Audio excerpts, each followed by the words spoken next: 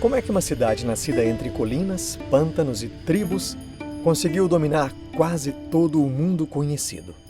E mais, como essa mesma cidade, que tanto se orgulhava de sua liberdade, de suas leis e de sua república, acabou trocando tudo isso por imperadores?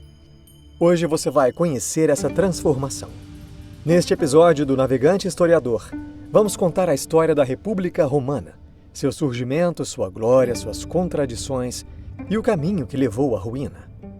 Vamos percorrer as ruas do Fórum, ouvir os discursos dos Graco, marchar com Mário e Sula, conspirar com Catilina e, finalmente, assistir ao assassinato de César, o homem que encarnou o fim de uma era. Este é o retrato de uma república que cresceu demais, até não caber mais em si mesma. O episódio de hoje termina no exato momento em que a República morre e o Império Romano começa a nascer. Mas essa nova Roma imperial, majestosa, eterna, será assunto para o nosso próximo encontro. Este é o Navegante Historiador. Aqui, nós vivemos a história, sem pressa. Então, respire fundo, porque vamos arpar para a Roma que ainda não sabia que estava prestes a conquistar o mundo.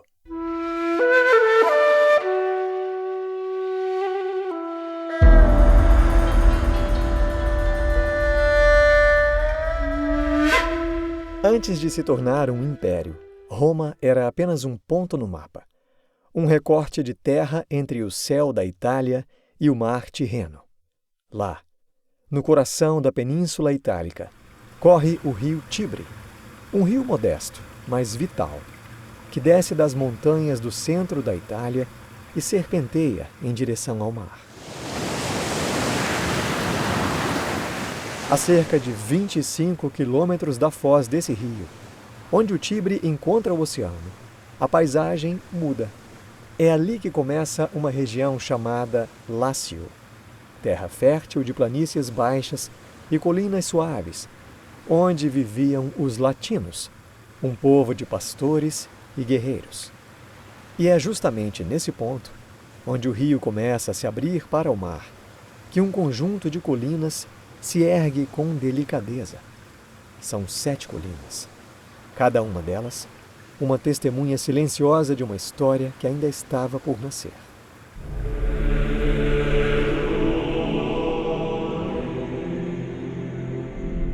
Entre elas há uma colina em especial, o Palatino. Larga, plana, visível de longe. Foi lá que, segundo os relatos mais antigos, os primeiros pastores vindos das montanhas a leste instalaram suas cabanas. Um abrigo simples, mas estrategicamente posicionado entre o rio, a terra fértil e as rotas de passagem. Muito tempo depois, os arqueólogos encontrariam ali vestígios desse passado. Urnas, cabanas em miniatura, sepulturas primitivas esquecidas sob a terra. Um vale entre as colinas guardava todos esses restos. E esse vale, mais tarde, ganharia um nome que atravessaria séculos: o Fórum Romano.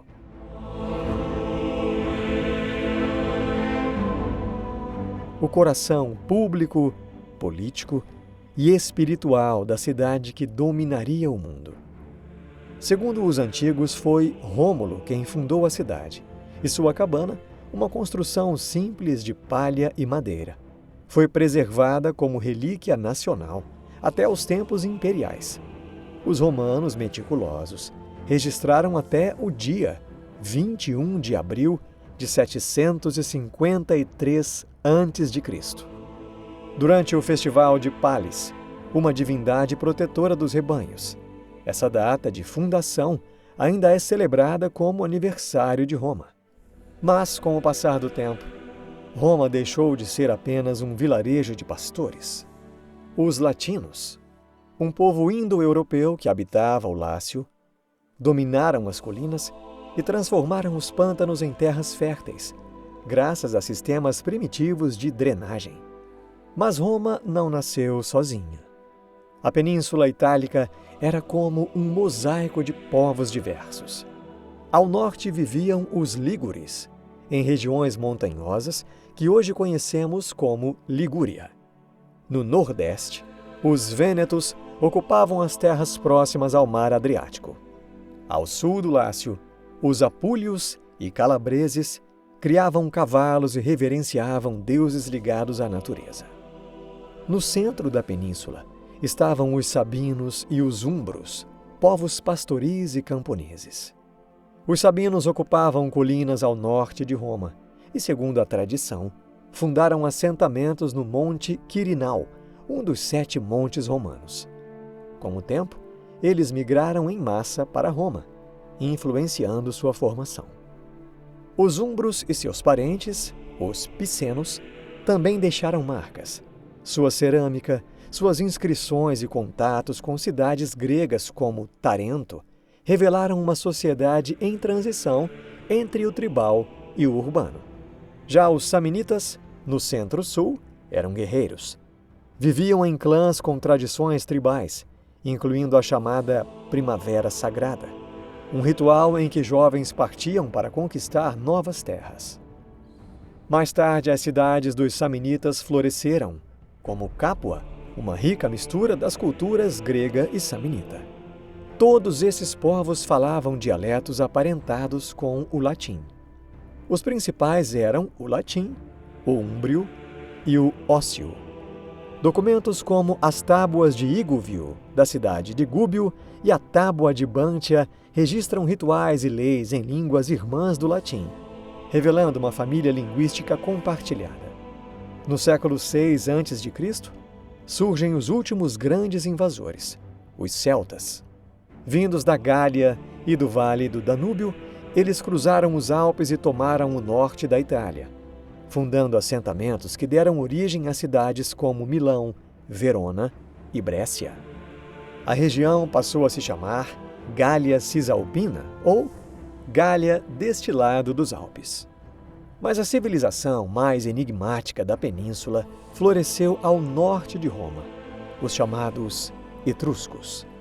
Eles habitaram a região hoje conhecida como Toscana e construíram cidades ricas, com tumbas decoradas, obras de arte refinadas e um vasto domínio sobre a metalurgia e o comércio. Os etruscos exploravam o ferro da ilha de Elba e o cobre das montanhas da Etrúria. Nós sabemos ler seu alfabeto. Ele é parecido com o grego, mas a língua etrusca permanece pouco compreendida. Ainda se debate se eles vieram da Ásia Menor, como disse o historiador grego Heródoto, ou se eram originários da própria Itália, como defendia Dionísio do Halicarnasso. De todo modo, os etruscos influenciaram profundamente a jovem Roma. Dela, eles herdaram o uso do arco na arquitetura, a prática de augúrios, ou seja, a leitura de sinais divinos, e também o símbolo do fasces, como emblema de autoridade e até o modelo de cidade organizada em torno de um centro cerimonial. Vários reis romanos, como Tarquínio Prisco e Tarquínio o Soberbo, eram de origem etrusca.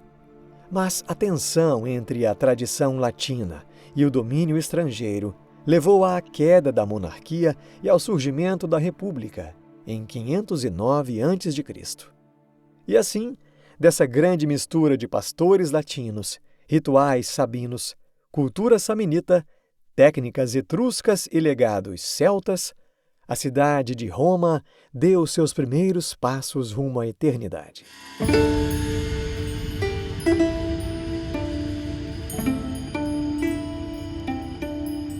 O espírito da cidade de Roma. Em seus primeiros dias, Roma era mais do que um conjunto de casas.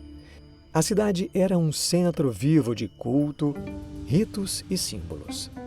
Para os antigos, a cidade não existia sem os deuses, e os deuses exigiam atenção. Entre os cultos mais antigos estava o de Marte, o deus da guerra. Mas Marte não era apenas o patrono da batalha. Ele também regia a agricultura, os pastos e o próprio ciclo das estações. Seus rituais marcavam o início do ano no mês que leva seu nome, março. Mas ainda mais antigo e mais sagrado era o culto à deusa Vesta. Vesta não tinha rosto. não era representada por estátuas ou imagens. Sua presença se manifestava através de algo mais simples e profundo: o fogo. No centro do Fórum Romano, o coração simbólico da cidade, erguia-se um templo redondo. Em seu interior ardia a chama sagrada de Roma, que jamais poderia se apagar. Esse fogo representava a continuidade do lar, da comunidade, do próprio espírito romano. Cuidar desse fogo era a missão das virgens vestais. Escolhidas ainda meninas, essas jovens devotavam décadas de suas vidas ao serviço da deusa.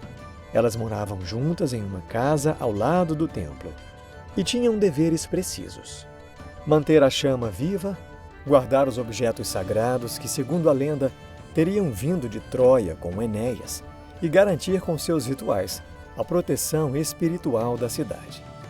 As vestais tinham um prestígio singular. Eram respeitadas até pelos mais altos magistrados. E sua presença era considerada um bom presságio nos eventos públicos. Mas também viviam sob regras severas. O voto de castidade era absoluto, e a punição por quebrá-lo era a morte, selada em silêncio, enterradas vivas. Esses cultos antigos, Marte, Vesta, Júpiter, criaram o tecido religioso que unificava os diversos povos da cidade.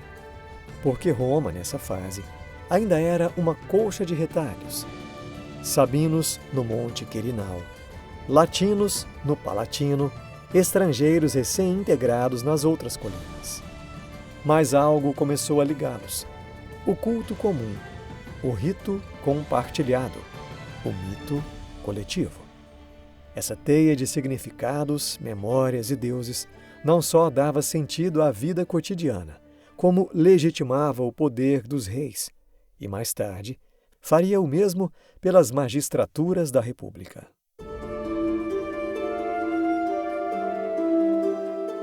Os primeiros reis e as instituições de Roma.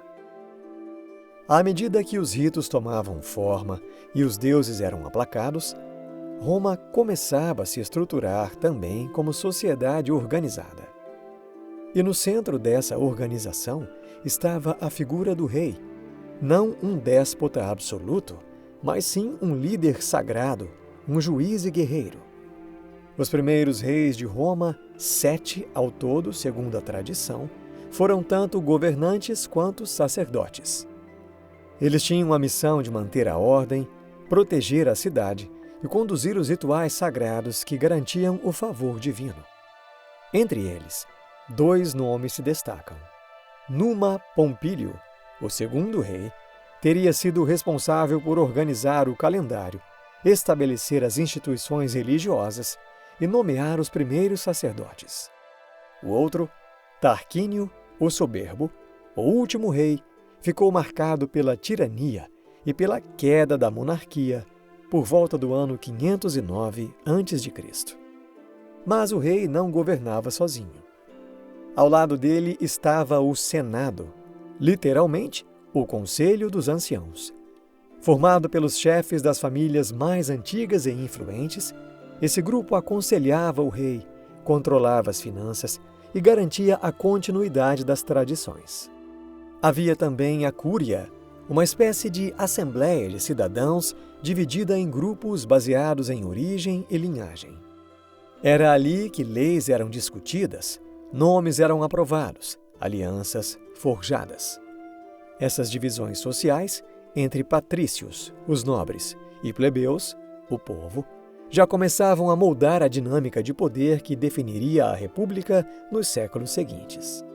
Tudo isso para mostrar que, desde o começo, Roma era muito mais que um agrupamento de casas em colinas. Era um organismo cuidadosamente regulado, onde fé, política e comunidade se entrelaçavam como os fios de uma mesma tapeçaria. Com ritos e leis, com fogo e espada, Roma se tornava mais do que uma cidade. Ela se transformava em uma ideia, um projeto de ordem, de poder e permanência. E assim termina esse primeiro capítulo de nossa jornada.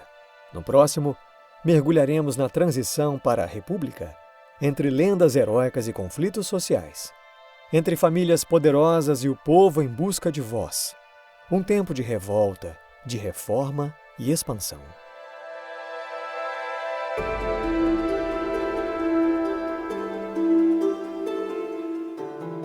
Este é o Navegante Historiador. Se você estiver gostando dessa experiência, não se esqueça de deixar o seu like e de se inscrever aqui no canal. É o melhor jeito de você me apoiar para continuar esse projeto. Eu agradeço muito. Roma encontra a si mesma. Roma derrubou seus reis. O último deles, Tarquínio o Soberbo, foi expulso com desprezo. No lugar da coroa, ergueu-se algo novo, a República. Mas se o trono estava vazio, o poder estava longe de ser compartilhado. A nova Roma nascente era uma cidade em transição. Por fora, parecia livre. Por dentro, dividida.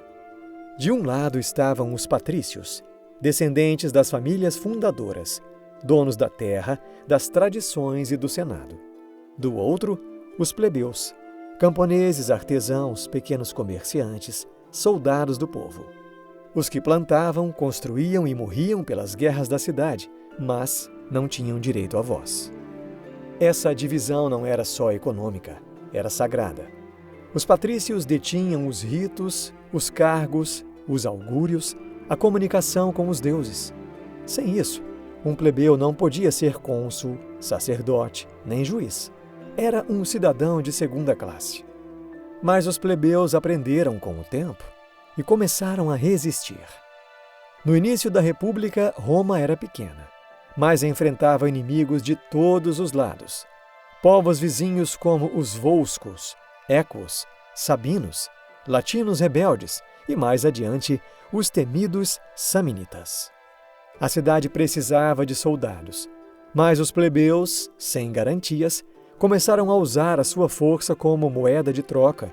Se não houver direitos, não haverá exército. Foi o início das lutas sociais que marcaram os 2 primeiros séculos da República. Em várias ocasiões, os plebeus simplesmente se retiraram da cidade, um movimento chamado secessão da plebe, acampando fora dos muros e recusando-se a lutar até que suas demandas fossem ouvidas. E aos poucos elas foram. Primeiro veio o direito de eleger tribunos da plebe, representantes com o poder de vetar decisões do Senado. Depois, a criação de leis escritas, públicas e claras, as 12 tábuas expostas no fórum, para que nenhum patrício interpretasse a lei apenas em seu favor. Essas reformas iniciais não resolveram tudo, mas abriram caminho para o povo. Roma começava a se descobrir como uma cidade feita de conflito e também de conciliação, onde o equilíbrio de forças exigia acordos constantes e, por vezes, sangrentos. Enquanto isso, as guerras externas continuavam. A cada década, Roma enfrentava novos inimigos. Ganhava territórios, fundava colônias, firmava alianças.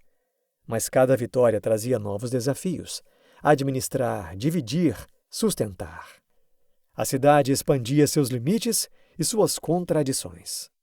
No próximo bloco, vamos mergulhar nas campanhas contra os etruscos, os samnitas e as cidades da Magna Grécia. Batalhas que não apenas ampliaram o mapa de Roma, mas testaram, moldaram e forjaram o caráter do povo que começava a construir um império.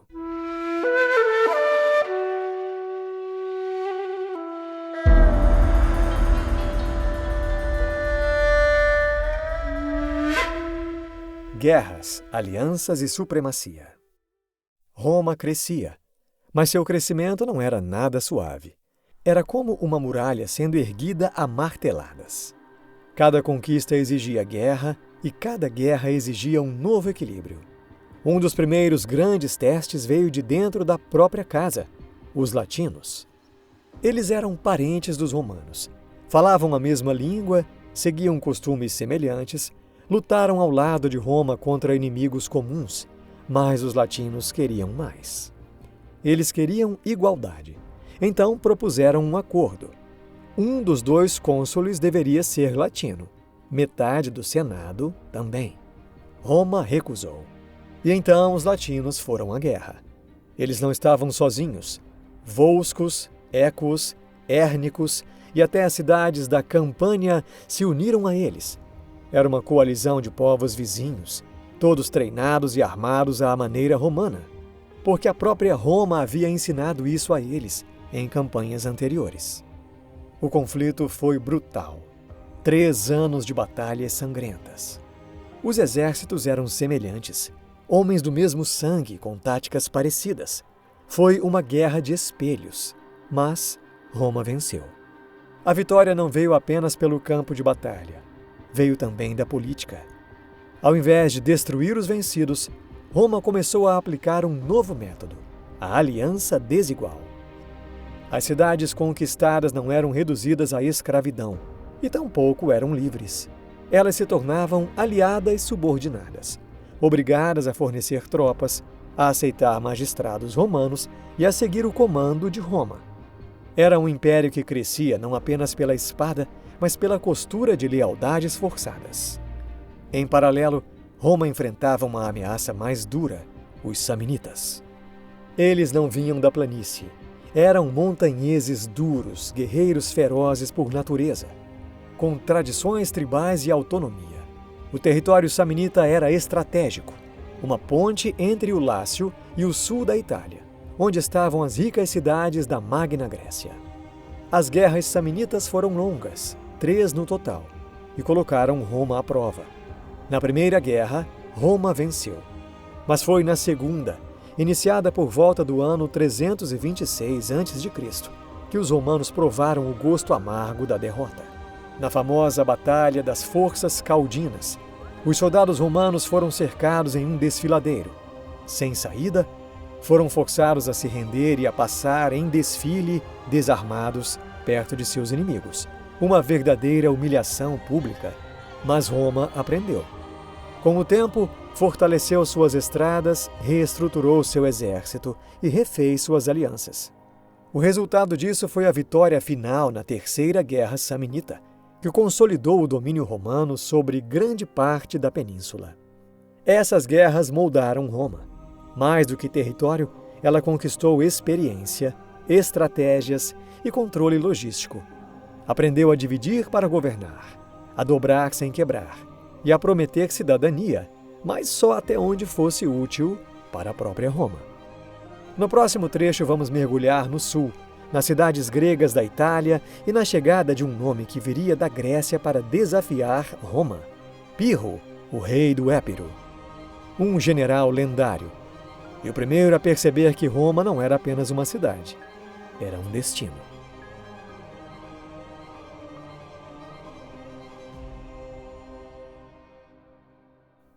O desafio grego, Pirro e a conquista do sul. Roma havia vencido os samnitas, os latinos e dobrado as montanhas da Itália central.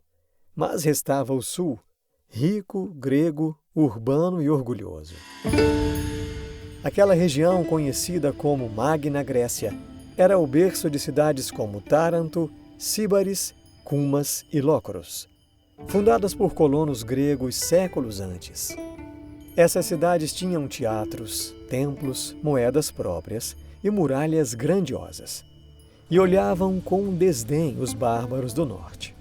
Mas Roma, agora, era mais do que uma vila ambiciosa, era uma verdadeira potência terrestre. Quando os romanos começaram a se aproximar da Magna Grécia, Taranto, a mais poderosa das cidades gregas na península, reagiu. Acusou Roma de violar antigos tratados e, para defender sua hegemonia, tomou uma decisão que mudaria tudo. Chamou Pirro, o rei do Épiro. Pirro era um general brilhante, parente distante de Alexandre o Grande. Ambicioso e astuto, ele via na Itália uma chance de repetir a glória do conquistador da Ásia. Pirro chegou com um exército disciplinado, com falanges pesadas e algo nunca antes visto pelos romanos: elefantes de guerra. Em 280 a.C., na Batalha de Heracleia, os romanos enfrentaram esses colossos vivos pela primeira vez. A formação tradicional da legião romana falhou diante da parede viva da falange e do terror animal. Pirro venceu. Mas a vitória desse general custou caro.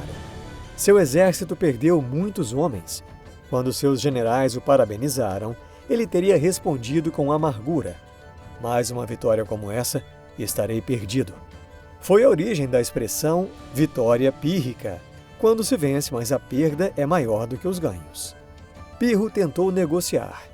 Ele mandou embaixadores ao Senado, ofereceu a paz, mas encontrou resistência.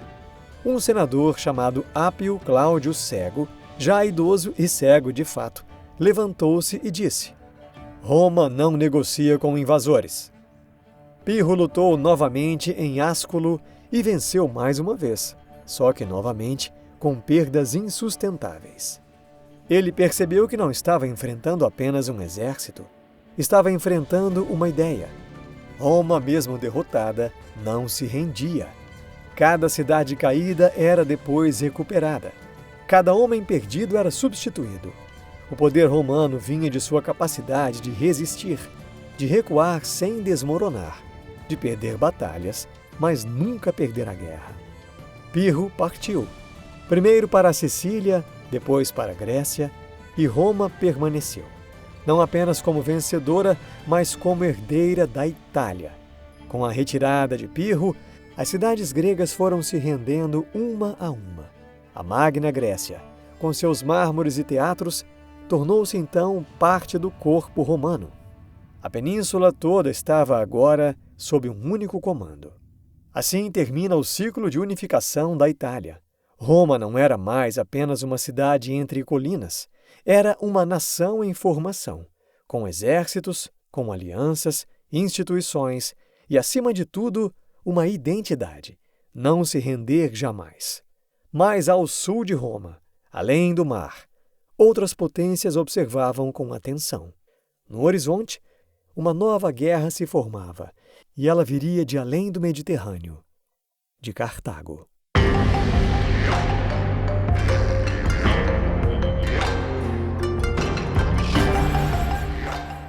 Roma e Cartago, o encontro inevitável. Ao final do século III a.C., duas potências se erguiam, cada uma de um lado do Mediterrâneo central. Ao norte, Roma havia consolidado o domínio sobre toda a Península Itálica. Era uma potência terrestre, com um exército disciplinado, alianças militares forjadas em ferro e juramentos. E uma cidade que se tornava símbolo de ordem, dever e resistência. Ao sul, do outro lado do mar, estava Cartago. Uma cidade fenícia fundada por navegadores vindos da antiga Tiro, no atual Líbano. Ao contrário de Roma, Cartago era um império marítimo. Dominava rotas comerciais, ilhas estratégicas e uma parte do litoral africano com seus portos, mercados e armazéns transbordando riquezas vindas de todo o mundo antigo. Enquanto Roma construía estradas e colônias, Cartago construía navios. Era uma cidade de comerciantes, de navegadores, de mercenários, com uma frota naval que inspirava medo. Mas também era uma cidade rica, marcada por interesses diversos, por rivalidades internas e uma aristocracia mercantil que governava com olhos voltados para o lucro. Durante muito tempo, Roma e Cartago coexistiram sem maiores conflitos. Chegaram inclusive a assinar alguns tratados, acordos que definiam zonas de influência e estabeleciam limites para o comércio e as alianças. Mas esse equilíbrio nunca foi estável. Tudo começou com a ilha da Sicília, um ponto de encontro entre a África e a Europa, rica em agricultura e de posição estratégica. No século III a.C., a Sicília era um mosaico de cidades gregas, de tribos locais e interesses cartagineses. Roma, ao norte, via aquela ilha como um trampolim natural para seu avanço. Em 264 a.C., uma disputa local na cidade de Messana entre gregos cartagineses e um grupo de mercenários conhecidos como mamelucos acabou se tornando o estopim. Roma foi chamada para intervir, Cartago também. E ali, os dois gigantes finalmente colidiram. A Primeira Guerra Púnica começava. O conflito se arrastaria por 23 anos. Foi a mais longa guerra naval da antiguidade. Roma, que até então era uma potência terrestre, foi obrigada a criar, do nada, uma marinha. Os romanos aprenderam a construir triremes copiando navios cartagineses capturados. Treinaram legiões para lutar sobre o convés. Inventaram o corvo, uma ponte com ganchos que transformava o combate naval em combate terrestre, onde se sentiam mais seguros. Cartago, com sua frota experiente, impôs severas derrotas. Mas também sofreu com a instabilidade interna e com a dificuldade de manter uma guerra longa longe de casa. A disputa foi dura, marcada por vitórias e naufrágios de ambos os lados, por traições e bloqueios. No final, em 241 a.C., Roma saiu vitoriosa. Cartago cedeu a Sicília, pagou indenizações e viu sua influência abalada. Foi o começo do fim da supremacia cartaginesa no Mediterrâneo. Mas a paz ali não era paz de verdade, era apenas uma pausa. Cartago, ferida, começou a se reerguer. E do outro lado do mar, em Roma, o Senado sabia que ainda não havia terminado. No próximo trecho, vamos acompanhar o que aconteceu nos anos seguintes, a reconstrução de Cartago sob a liderança de Amílcar Barca e a ascensão de uma nova ameaça, Aníbal, o filho que jurou destruir Roma.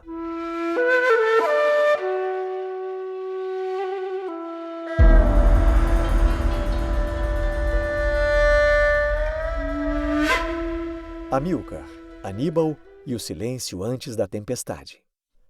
A paz entre Roma e Cartago após a Primeira Guerra Púnica foi escrita com a espada e com muito ressentimento. Cartago foi obrigado a ceder a Sicília, perdeu o prestígio e passou a viver sob a sombra de uma pesada indenização de guerra.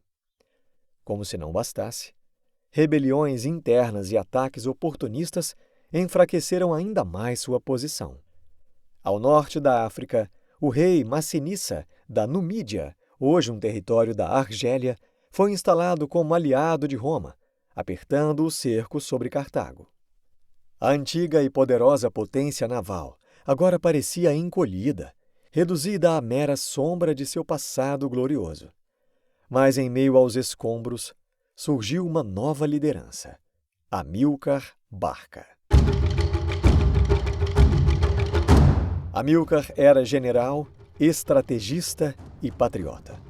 Ele sabia que Cartago não sobreviveria apenas com o comércio. Era preciso reconstruir o poder militar, longe dos olhos de Roma, e para isso, ele voltou-se para o oeste, para a ainda rica e relativamente desorganizada Península Ibérica, a terra que hoje conhecemos como Espanha e Portugal. Ali, entre tribos celtas e iberas, montanhas de minério e rotas comerciais valiosas, Amílcar viu a oportunidade de erguer um novo império. Ele começou com campanhas de conquista, firmando alianças e subjugando resistências. Fundou cidades, fortalezas, minas de cobre e prata. A mais importante delas foi Nova Cartago, que hoje conhecemos como Cartagena. Ao longo da costa, desde Alicante até o Cabo de Nau, nasceram portos, colônias, campos de cultivo. E, sobretudo, formou-se um novo exército, recrutado entre as tribos hispânicas. Eram guerreiros endurecidos pela terra, hábeis em montaria e fanáticos na lealdade ao comandante que os liderava. Roma observava tudo isso com inquietação. E seu aliado mais antigo no Mediterrâneo Ocidental, a cidade grega de Massília, atual Marsella, no sul da França, alertou o Senado. Em 231 a.C., uma embaixada romana foi enviada à Ibéria. Os embaixadores queriam saber o que se passava. A resposta de Cartago foi educada, fria e evasiva. Tudo isso é apenas para garantir o pagamento da indenização. Mas por trás dessa cortina de fumaça, algo maior estava em construção. Um plano, um juramento. Amílcar, ao morrer, teria feito seu filho ainda adolescente jurar perante os deuses que jamais seria amigo de Roma. Esse jovem chamava-se Aníbal. E ele manteria a promessa. No próximo trecho, vamos acompanhar a ascensão desse general, sua campanha pela Ibéria e o episódio que reacenderia o conflito com Roma, o cerco à cidade de Sagunto e o início da Segunda Guerra Púnica, a maior ameaça que Roma já havia enfrentado.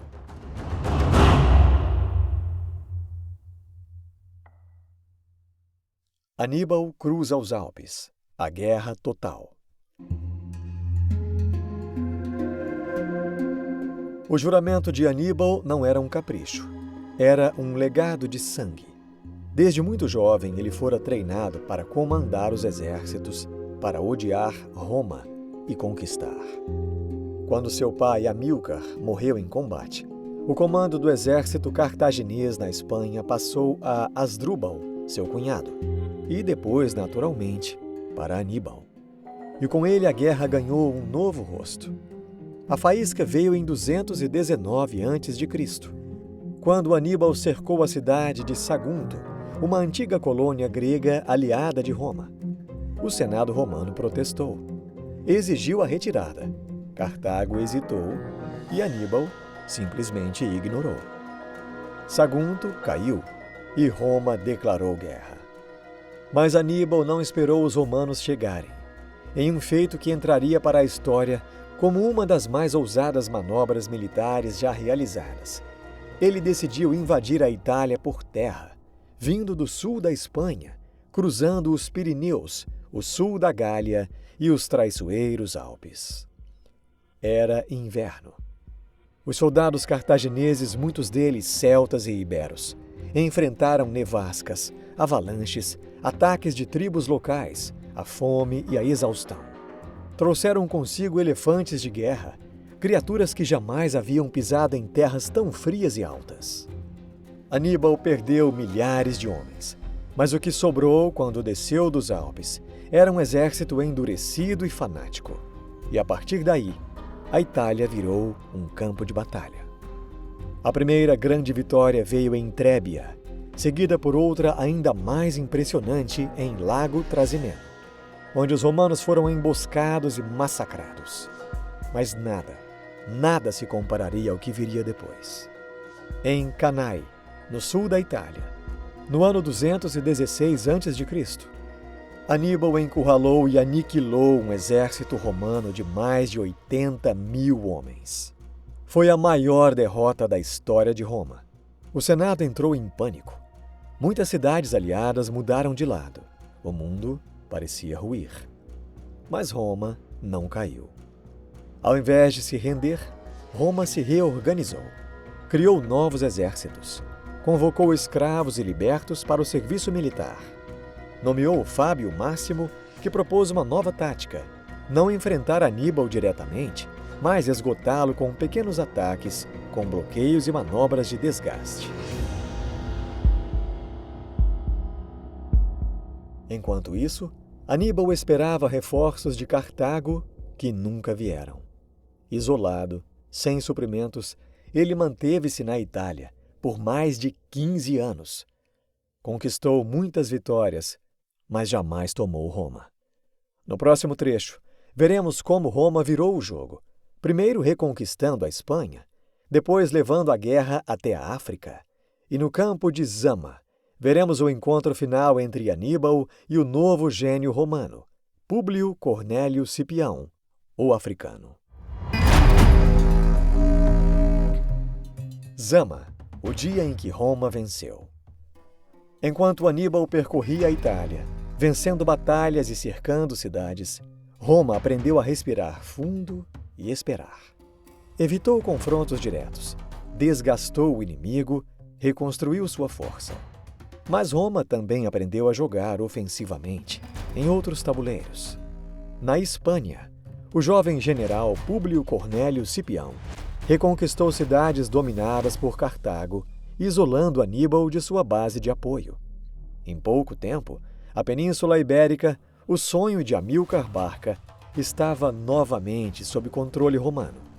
Cipião não era apenas um estrategista militar, era um homem romano de visão, e sua proposta ao Senado foi audaciosa: levar a guerra até o coração da África, invadir o território cartaginês, forçar Cartago a chamar Aníbal de volta. E foi exatamente isso que aconteceu. Aníbal, depois de 16 anos em solo italiano, foi chamado de volta às pressas. Ele deixou a península sem conquistar Roma. Desembarcou em Cartago com um exército exausto, reforçado com o que havia disponível: mercenários númidas, jovens africanos e poucos elefantes de guerra. O cenário do confronto final foi um planalto seco e pedregoso ao norte da África, chamado Zama. Em 202 a.C., os dois maiores generais de sua época, o romano Cipião e o cartaginês Aníbal, se enfrentaram. Não foi só uma batalha de homens, foi uma batalha de estratégias, de filosofias e destinos diferentes. Cipião adaptou suas tropas para resistir ao ataque dos elefantes.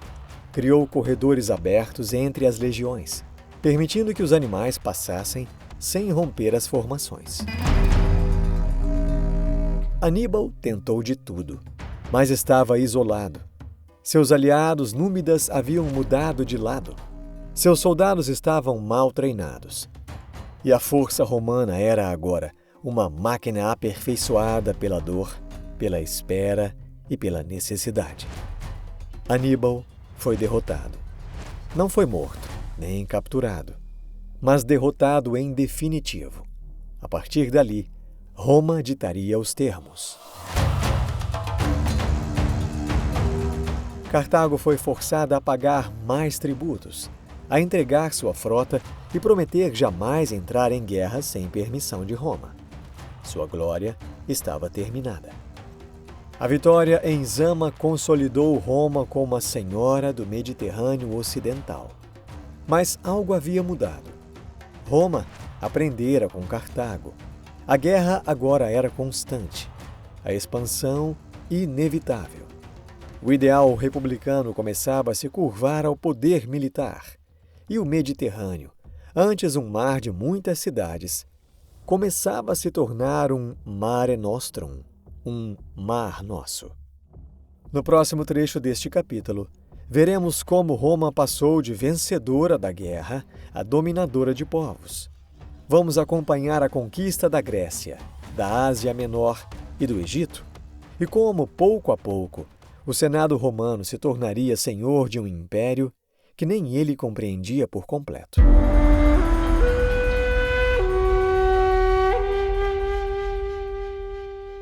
Roma conquista o mundo grego.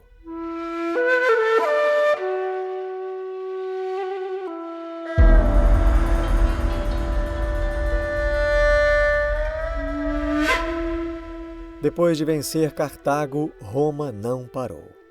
Como uma onda que recua apenas para voltar com mais força, ela voltou-se para o leste, onde estavam as antigas joias do mundo helênico: a Grécia, a Ásia Menor, o Egito.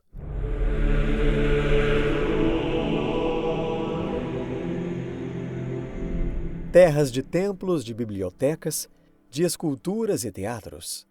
Territórios fragmentados, governados por reis descendentes de Alexandre o Grande, mas enfraquecidos por séculos de disputas. O pretexto de Roma era sempre o mesmo: proteger aliados, impor a paz, garantir a ordem. Mas o resultado era previsível. Roma intervinha, vencia e ficava como força de ocupação. As conquistas do Oriente trouxeram para Roma algo mais valioso do que ouro ou terra: a cultura grega. Escritores, artistas, filósofos e arquitetos passaram a circular entre Roma, Pérgamo, Alexandria e Atenas. O mundo greco-romano começava a nascer. Mas esse processo também trouxe desequilíbrio. A riqueza aumentava, mas não era dividida igualmente. Os generais voltavam do Oriente com saques, terras e escravos. O Senado, cada vez mais poderoso, concentrava decisões imperiais em poucas mãos, e a velha Roma, dos camponeses e das virtudes cívicas, começava a desaparecer. Com as novas colônias vieram também mudanças urbanas.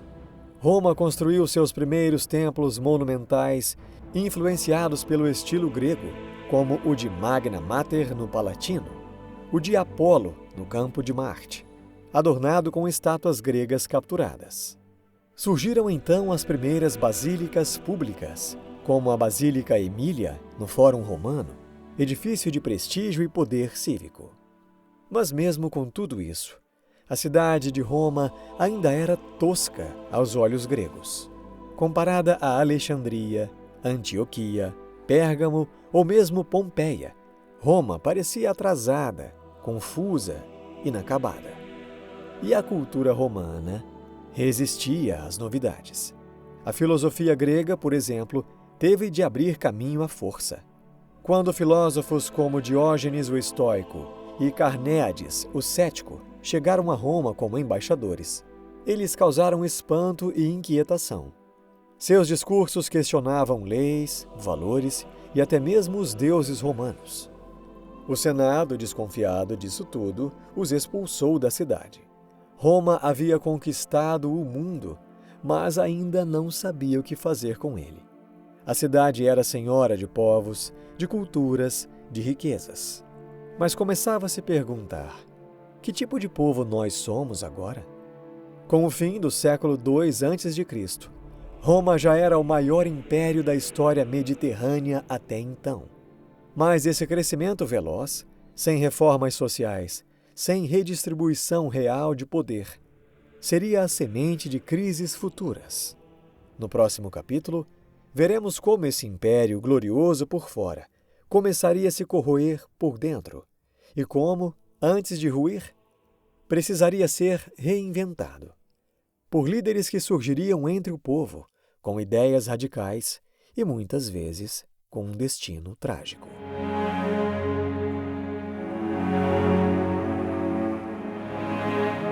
A queda silenciosa da República. Roma venceu todas as guerras, conquistou todos os mares, mas agora enfrentava o inimigo mais perigoso em sua história: suas divisões internas. Este novo capítulo da jornada romana não será contado com trombetas de vitória, nem marchas triunfais. Será narrado ao som abafado de complôs, comícios tumultuados, reformas abortadas e cadáveres políticos. Porque é aqui que começa a lenta, mas inevitável queda da República. Por fora, Roma era o esplendor. O império crescia, cidades surgiam, templos, aquedutos, estátuas, tudo parecia estável. Mas por dentro, a tensão aumentava cada vez mais. A riqueza conquistada nas guerras orientais inundava Roma, mas ficava concentrada nas mãos de poucos. Os camponeses, que antes eram a base do exército, estavam sendo expulsos de suas terras. Os novos exércitos eram feitos por soldados pobres, fiéis não à república, mas ao general que os pagava. Enquanto isso, o Senado, formado por uma elite conservadora, recusava-se a mudar. Os senadores viam em cada proposta de reforma um ataque à ordem romana, e em cada homem carismático, um possível tirano. A partir de 133 a.C., a história de Roma passa a ser contada não apenas pelos seus feitos militares, mas pelas suas rupturas internas. Este é o período dos Gracos, dos triunviratos, dos assassinatos no Senado, das marchas sobre Roma, da transformação da República em palco de ambições pessoais.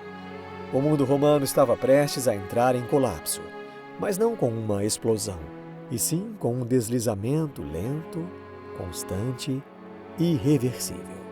A partir de agora, vamos atravessar esse terreno instável, entender as causas profundas da crise, as tentativas de salvação e os homens que, tentando salvar Roma, acabaram por transformá-la para sempre.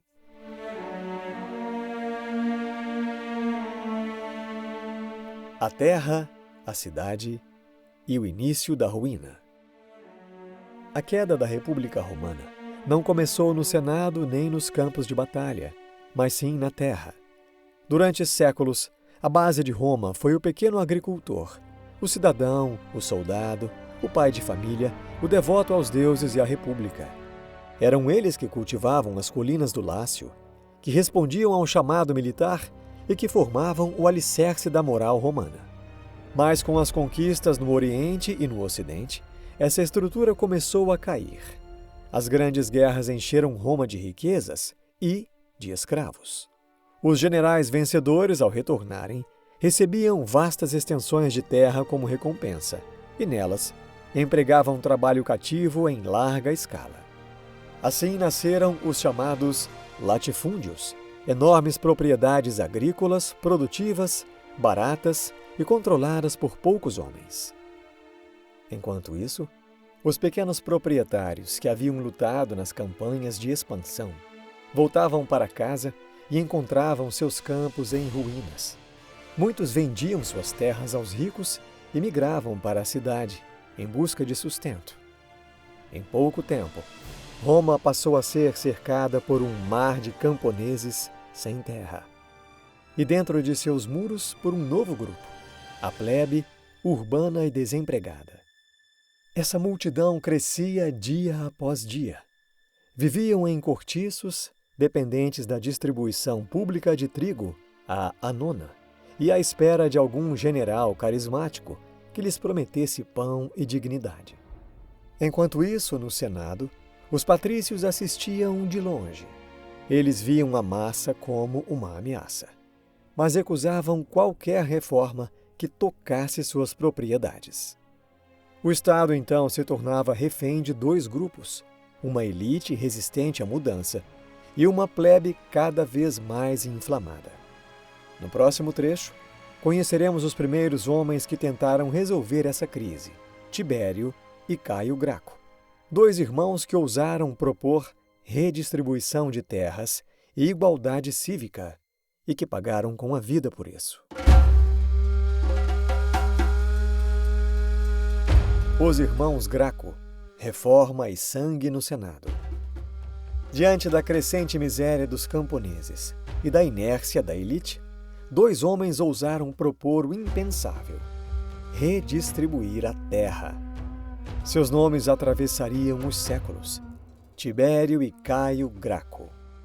Eram irmãos, filhos de uma das famílias mais antigas e respeitadas de Roma. A mãe deles, Cornélia, era considerada exemplo de virtude e educação. Mas seus filhos não seriam lembrados pela compostura, e sim pela coragem política. No ano 133 a.C., Tibério Graco foi eleito tribuno da plebe, um cargo que permitia propor leis e vetar decisões do Senado. E sua proposta foi clara: recuperar as terras públicas que haviam sido ilegalmente apropriadas pelos ricos e redistribuí-las aos pobres. A proposta não era nova. Já existia no papel, mas fora ignorada por décadas. O Senado reagiu a isso com fúria. Acusaram Tibério de querer se tornar rei. Disseram que ele ameaçava a ordem. Tentaram sabotar a lei. Tibério, por sua vez, apelou ao povo e venceu. A lei foi aprovada, mas o confronto só estava começando. Em meio às tensões, Tibério tentou se reeleger tribuno, algo visto como afronta à tradição. Durante a votação, senadores liderados por Públio Cornélio Escipião Nássica invadiram a praça com paus e pedras. Tibério foi morto a golpes, junto com centenas de seus apoiadores. Foi a primeira vez em séculos que a violência física foi usada dentro da política romana para eliminar um oponente.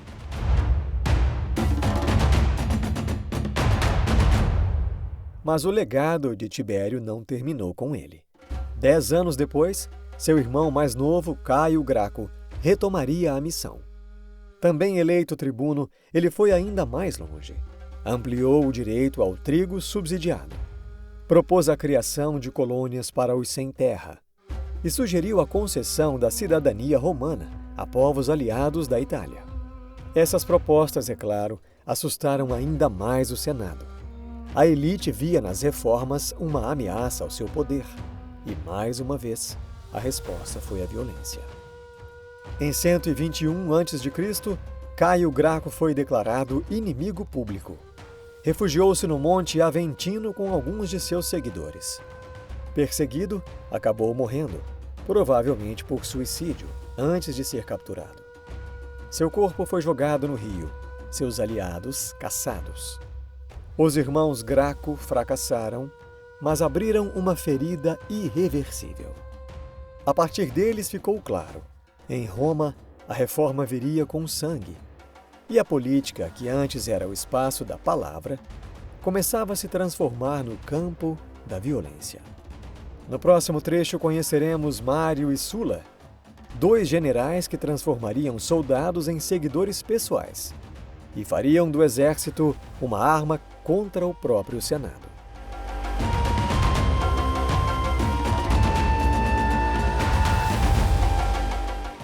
Mário, Sula e a República sob espadas.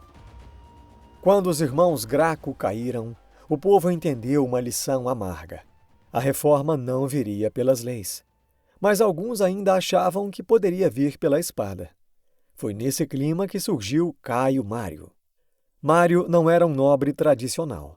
Era um homem novo, expressão que os romanos usavam para designar aqueles que subiam ao poder sem vir de uma família senatorial.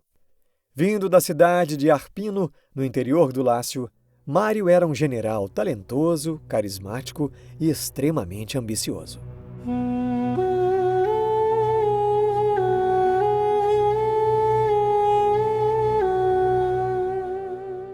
Durante a guerra contra Jugurta, rei da Numídia, Mário se destacou, mas sua verdadeira revolução viria de dentro do próprio exército. Até então, o exército romano era formado por pequenos proprietários rurais, cidadãos com terras que tinham algo a proteger. Mas Roma havia crescido, e esses homens estavam desaparecendo. Mário, então, propôs algo novo: permitir o alistamento de homens sem terra, proletários urbanos, camponeses pobres, sem nada a perder. Eles seriam equipados pelo Estado, treinados como soldados profissionais, e ao final da campanha poderiam ganhar terras como recompensa. Na prática, Mário criou um novo tipo de soldado, fiel não mais ao Senado e nem à República, mas ao general que lhes dava sustento, glória e esperança. Roma não percebeu, mas nesse momento, a República começou a escorregar por entre os dedos. Mário foi eleito cônsul 7 vezes. Enfrentou os invasores do norte, os Cimbros e os Teutões, e foi celebrado como salvador da pátria. Mas sua trajetória encontrou um rival à sua altura, Lúcio Cornélio Sula. Sula era exatamente o oposto de Mário. Aristocrata, culto, frio, um estrategista meticuloso. Eles lutaram juntos contra Jugurta, mas depois se tornaram inimigos. Quando uma nova guerra surgiu no Oriente, contra Mitrídates, rei do Ponto, o Senado deu o comando da campanha a Sula, mas a Assembleia, apoiada por Mário, o retirou e devolveu a Mário. Sula respondeu de forma inédita. Ele marchou com suas legiões contra Roma. Isso era algo jamais feito. Um general romano usando seu exército para tomar a capital. O solo da cidade eterna foi pisado por soldados armados não contra estrangeiros, mas contra seus próprios cidadãos. Sula tomou o poder. Ele declarou Mário inimigo público e instituiu as proscrições, listas de cidadãos marcados para a morte, cujos bens eram depois confiscados. Mário conseguiu fugir. Ele conseguiu retornar em meio ao caos, mas morreu pouco depois. Sula, por sua vez, se nomeou ditador por tempo indeterminado. Reformou leis, reprimiu opositores e então, num ato surpreendente, abdicou voluntariamente do poder, retirando-se para a vida privada. Mas o dano já estava feito. Roma agora sabia que um homem com legiões fiéis era capaz de tomar o Estado. E mais ainda, Sabia que o exército podia ser o caminho mais rápido entre a ambição e o poder absoluto. No próximo trecho, veremos como a tensão na República continuaria crescendo, com novos nomes: Catilina, Cícero, Pompeu, Crasso e, finalmente, César. A República ainda resistia, mas sua espinha dorsal já estava trincada.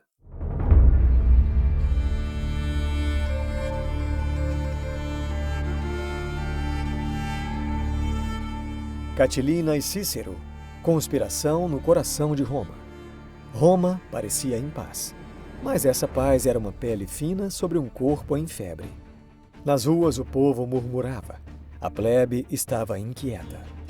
Os senadores se armavam, e um nome cada vez mais circulava entre sussurros: Catilina. Lúcio Sérgio Catilina era um nobre romano, hábil, ambicioso, carismático, mas também visto como perigoso, impaciente e devorado pelo ressentimento. A questão é que por 3 vezes ele tentou alcançar o consulado e falhou em todas elas. Derrotado, Catilina não recuou. Reuniu em torno de si devedores, ex-soldados, marginais e jovens desesperados pela ascensão. E, segundo fontes da época, planejou algo audacioso: tomar Roma à força. Ao mesmo tempo, um homem com um perfil muito diferente ocupava o cargo de cônsul. Seu nome era Marco Túlio Cícero.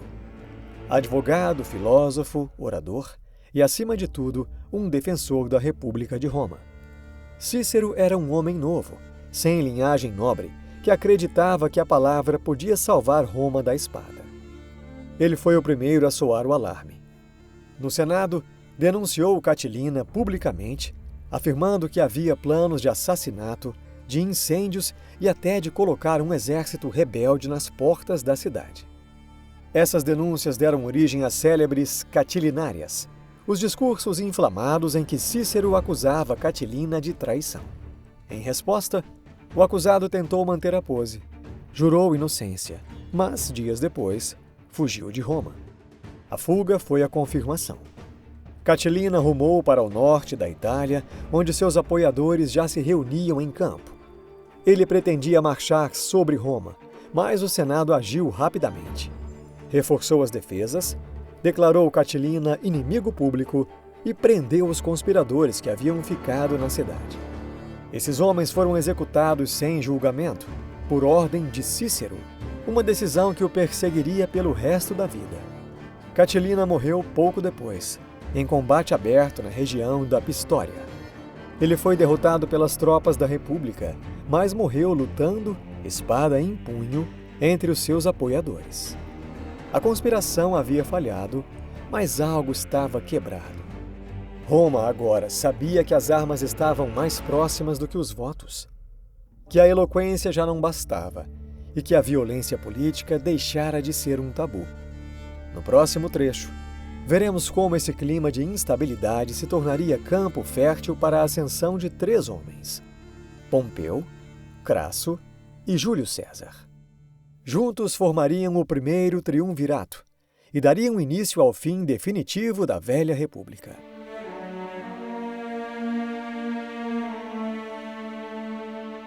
O primeiro triunvirato. A República sob 3 homens. A República sangrava. Os ideais estavam de pé, mas esvaziados. O Senado ainda reunia-se, os cônsules eram eleitos, mas o poder real já começava a circular por outras mãos. Em 60 a.C., 3 homens decidiram que a República podia esperar. Pompeu, o general vitorioso das guerras no Oriente, queria a distribuição de terras a seus veteranos. Crasso, o homem mais rico de Roma, queria favores fiscais para seus aliados. E Júlio César, o político ambicioso, queria o consulado e, depois dele, a Gália. Então, esses 3 homens selaram um acordo, em segredo e sem aprovação oficial. O pacto ficou conhecido como o Primeiro Triunvirato, embora não tivesse base legal. Era um acerto pessoal feito às margens da Constituição romana. Roma, nesse momento, estava sendo governada por um triunvirato invisível, e o Senado apenas assistia a tudo. César foi eleito cônsul em 59 a.C. Seu mandato foi marcado por confronto aberto com a aristocracia. Distribuiu terras, passou leis em bloco, enfrentou vetos com ameaças. E quando seu ano de consulado terminou, partiu para seu grande projeto pessoal, a conquista da Gália. Durante quase uma década, César combateu os povos gauleses, bretões, helvécios, belgas. Ele subjugou dezenas de tribos, matou milhares e escreveu sobre tudo isso em terceira pessoa, como quem narra os feitos de um herói. Enquanto isso, o rico Crasso buscava glória no Oriente. Ele invadiu a Pártia, mas foi derrotado e morto na Batalha de Carras em 53 a.C. O triunvirato agora estava fraturado. Pompeu, ressentido com César, aproximou-se do Senado. Ele foi nomeado cônsul único, e o pacto silencioso entre os três dissolveu-se em hostilidade aberta. Roma estava dividida, de um lado César, do outro Pompeu. O Senado exigiu que César desmobilizasse seu exército, mas ele recusou. E então, no ano de 49 a.C., cruzou um pequeno rio no norte da Itália chamado Rubicão. Ao atravessá-lo com suas legiões, César pronunciou uma frase que entraria para a história: "A sorte está lançada." No próximo trecho, vamos acompanhar os passos finais dessa república ferida e como a ambição de César o levou ao poder absoluto e à morte nas escadas do Senado.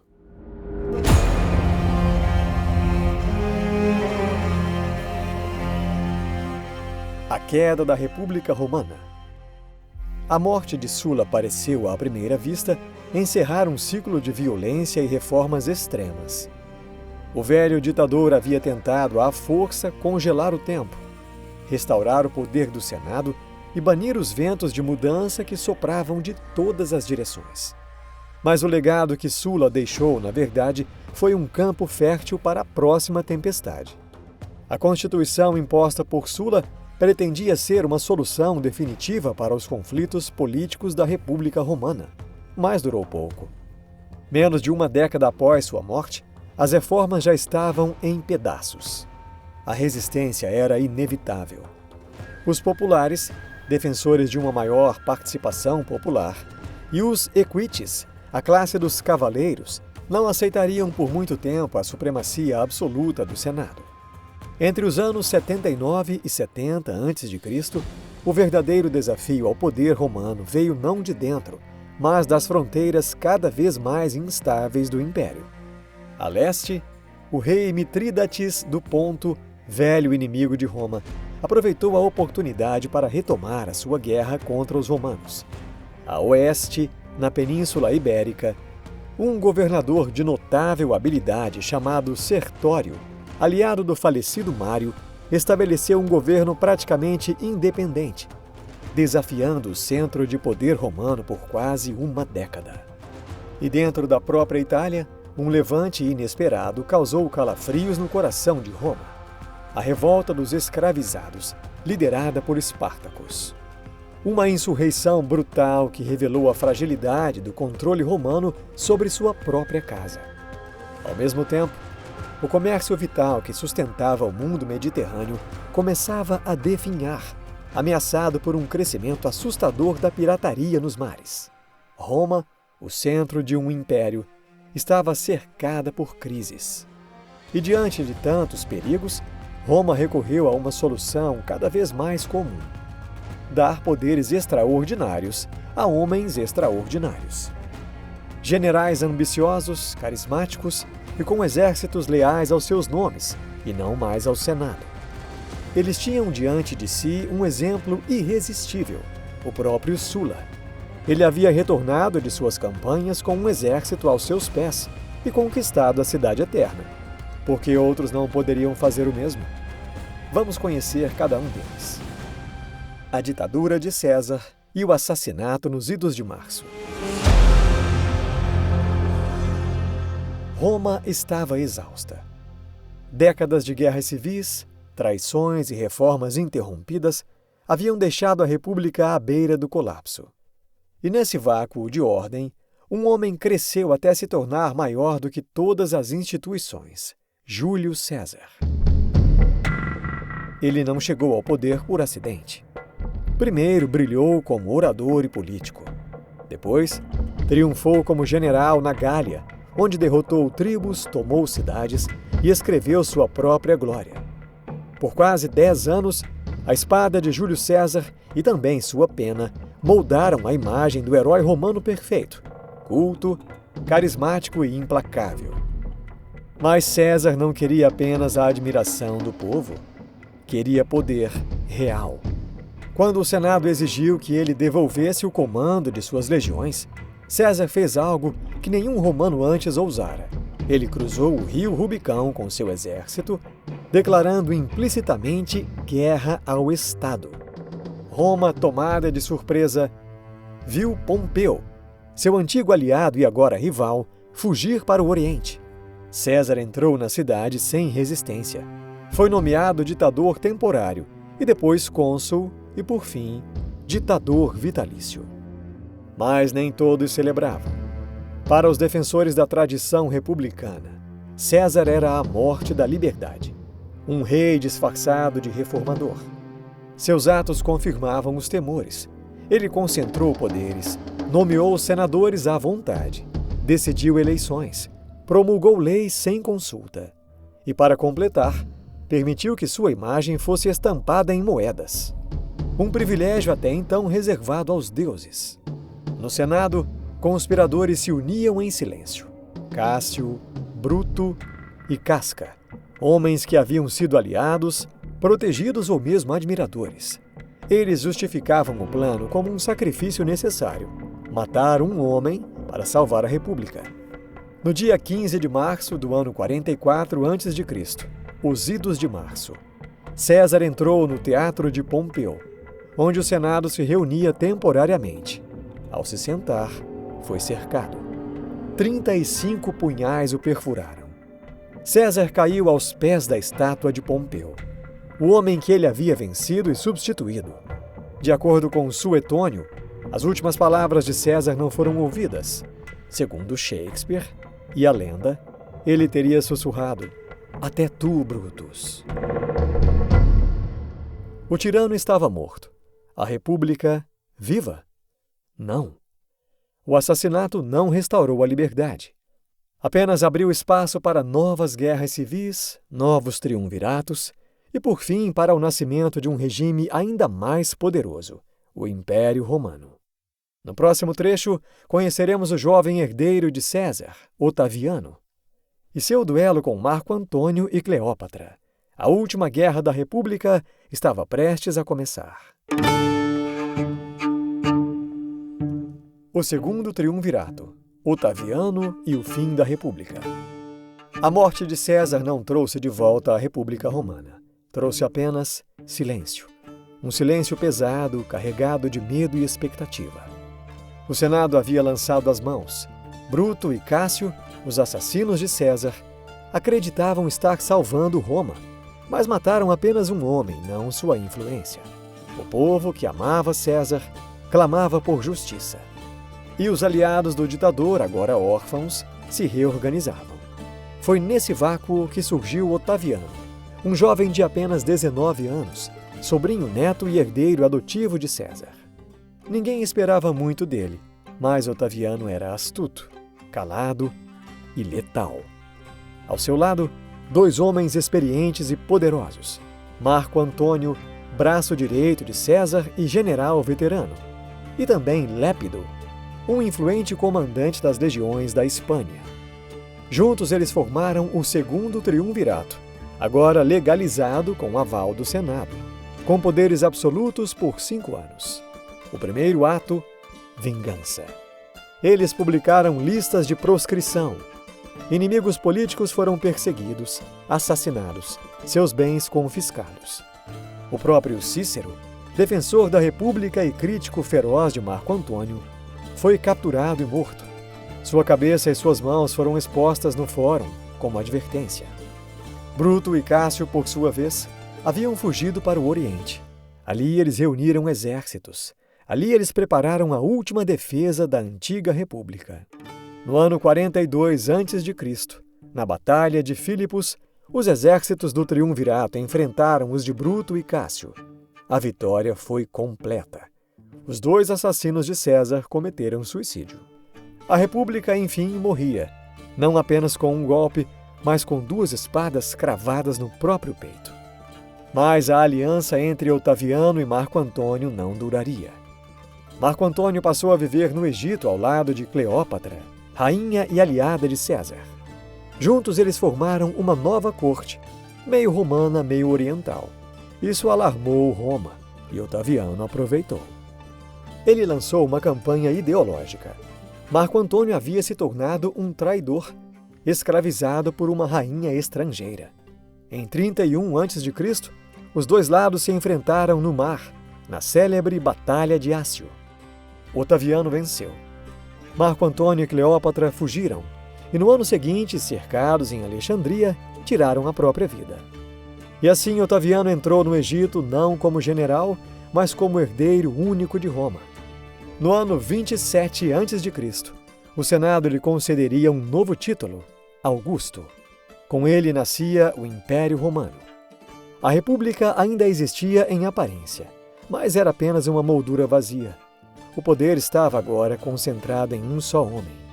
Roma deixava de ser uma cidade governada por seus cidadãos e tornava-se um império governado por um príncipe.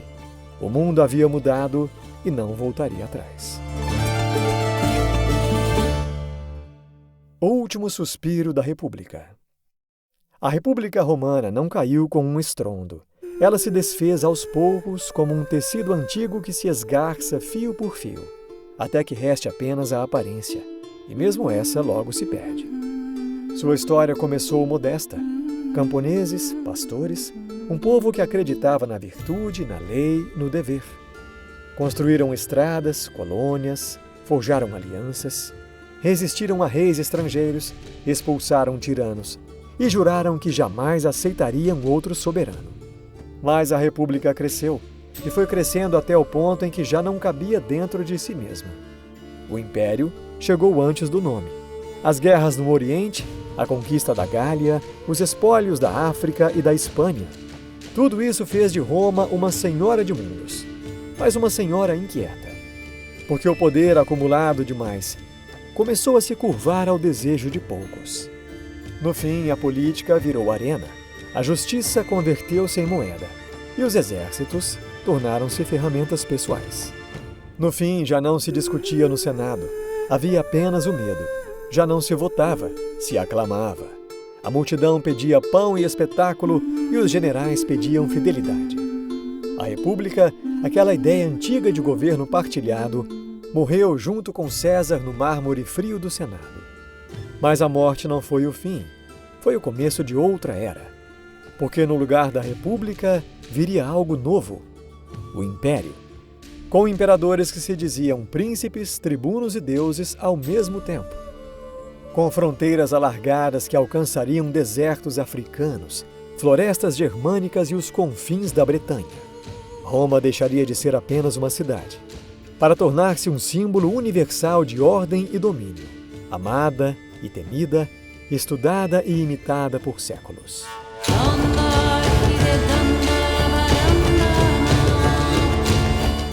No próximo episódio do Navegante Historiador, vamos acompanhar um novo começo. A ascensão de Otaviano, o primeiro Augusto. A Pax Romana, a máquina administrativa do Império. E vamos entender como Roma, agora coroada com louros imperiais, enfrentaria um novo desafio: manter-se coesa em um mundo que ela mesma havia tornado tão vasto. Muito obrigado por acompanhar mais uma história do Navegante Historiador. Se você gostou, eu peço que considere se inscrever aqui no canal e deixar o seu like. Nós ainda temos muitas outras histórias para contar. Até a próxima!